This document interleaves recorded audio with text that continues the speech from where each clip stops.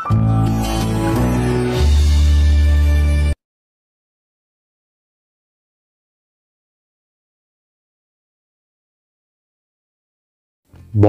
бұл денеміздегі маңызды ағзалардың бірі. Ол ас қорытуға көмектеседі. Өмірлік маңызды заттарды синтездейді және токсиндерді шығарады. Бауыр қызметінің бұзылуы әлемде ең көп тараған проблемалардың бірі. Тек ақш-тың өзінде 30 миллионға жуық адам бауыр ауруынан зардап шегеді. Егер сіз үнемі оң қабырғаңыздың төменгі жағы сыздап ауыратынын сезсеңіз, жеделдетіп гепатолог, тым болмағанда терапевтке көрінгеніңіз жөн. Достар, каналымызға тіркеліп кетуді ұмытпаңыздар. Ол үшін видеоның төменгі жағындағы подписаться батырмасын бассаңыз жеткілікті. Сіздің кішкене ғана болмашы әрекетіңіз біз үшін өте маңызды. Бауырыңыз қатты бүлінген кезде де ауырмайды. Себебі оның құрамында ауырсыну рецепторлары жоқ. Әдетте ауырсыну немесе шаншу ауру өте асқынған кезде ғана пайда болады. Ондай жағдайда бауыр іседі, үлкейеді, өзін қоршап тұрған капсула қабығына қысым көрсете бастайды. Міне, содан кейін ғана науқас ауруды сезе бастайды. Мұндай жағдайда өкінішке орай емделу кеш болуы мүмкін. Бірақ оң қабырғаның төменгі бөлігінің ауруы мүлдем басқа жағдайлармен де байланысты. Мысалы, өт қабығының ісінуі.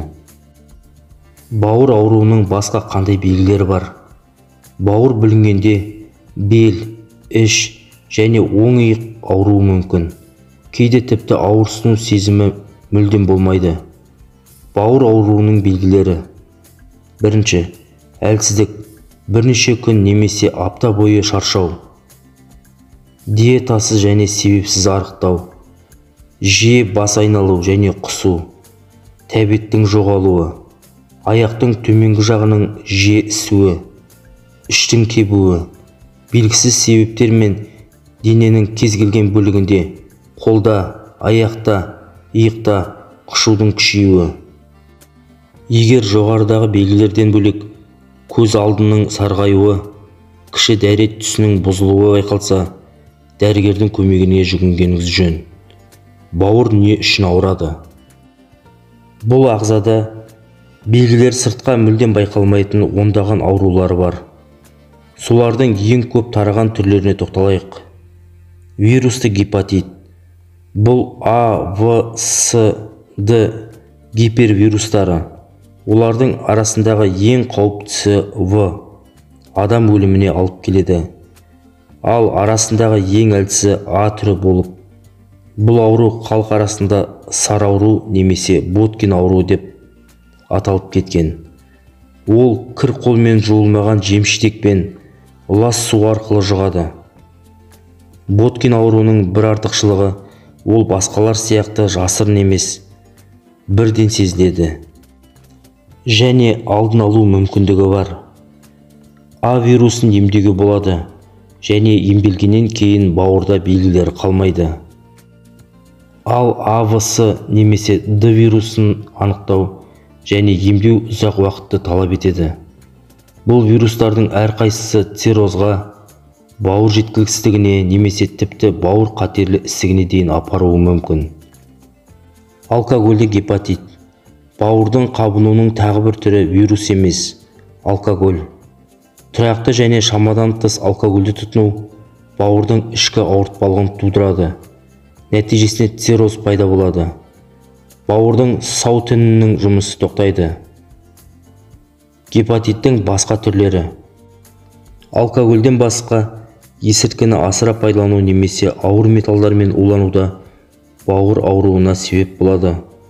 Бұл жағдайлар медикаментті немесе токсикалық гепатит ретінде белгілі. Егер иммундық жүйе бұзылып, бауыр клеткаларына шабуыл жасаса, ол аутоиммундық типте болуы мүмкін. Май алмасудың бұзылуы. Жасушада май жиналған кезде ауру дами бастайды. Бұл олардың жұмысына кедергі жасайды. Олар уыттарды залалсыздандыра алмайды да, бос радикалдардың жиналуы болады. Жасушалар өле бастайды.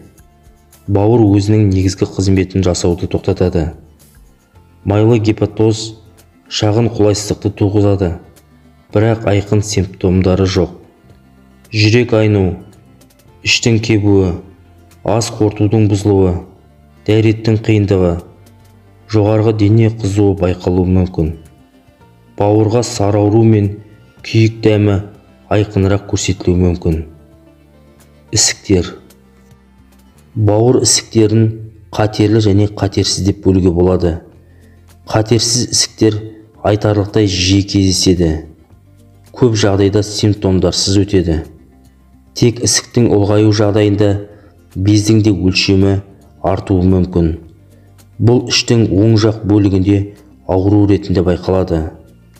Бауырдың ісіктері ауруларының көбісі метастаз басқа органдардан безге енуіне байланысты.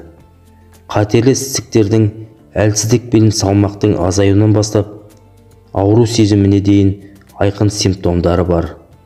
Сараурудың да пайда болу сирек емес. Бауыр ауырғанда не істеу керек? Мүмкіндігінше тезірек дәрігерге қаралыңыз. Маман сіздің шағымыңызды тыңдайды, тексереді, қан анализін алады, бауыр және гепатит сынақтарын тапсыруға кеңес береді. Ал алынған талдаулар сіздің бауырыңыздың қаншалықты сау екенін анықтауға көмектеседі. Сізге басқа анализдер қажет болуы мүмкін. Мысалы, МРТ, биопсия, бауырдың ішкі ұлпаларын зертханада тексеру.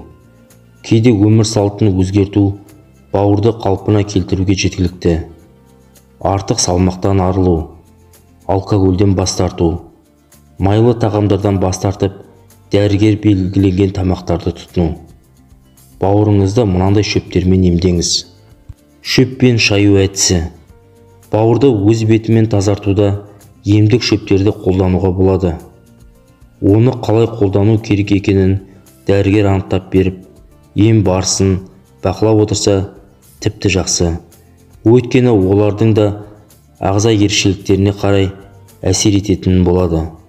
Сондықтан дәрігер мөлшерін, қолдану кезеңін анықтап беріп, қадағалап отырғаны дұрыс. Ал енді бауырды тазартуда сізге мынандай шөптер көмекші болады. Салаубас, бақ-бақ, жусан, жүгері шашағы, сүйел шөп, жалбыз, итмұрын, мыңжапырақ, цикорий, қалақай, жолжелкен. Бұлардың өт қуатын қасиеттері бар. Оған қоса әрқайсысы бауырдың әр бөлігіне өзіндік әсер тигізеді.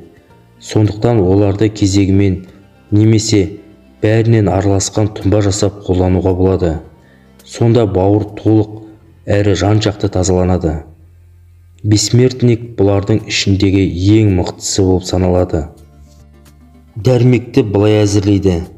Ыдысқа әр шөптен кептірілген, уақталған 2-3 қасықтан алып араластырады.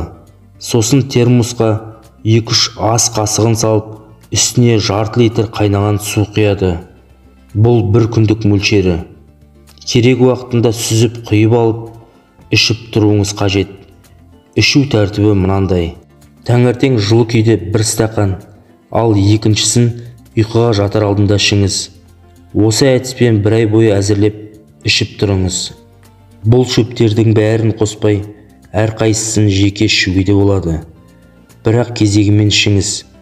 Қайсысы жақсырақ әсер етіп жатқанын аңғарып ой түйіңіз. Осы дәрмекті қолданғанда сіз әр күн сайын әжетханаға барасыз. Сонда ішіңізден қажетсіз затпен бірге қақтың түр-түрі шығады.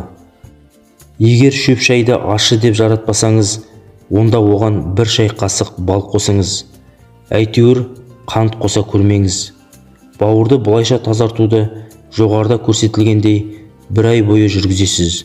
Сосын үзіліс жасайсыз. Тазарту жылына 1-2 мәртеден аспағаны дұрыс.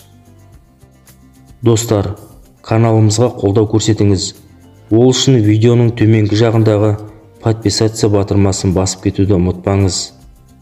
Сіздің болмашы ғана әрекетіңіз біз үшін аса маңызды. Алдағы видеоларымызда адам денсаулығы және адам ағзасында кездесетін аурулардың алдын алу мақсатында түрлі видеолар жариялайтын боламыз.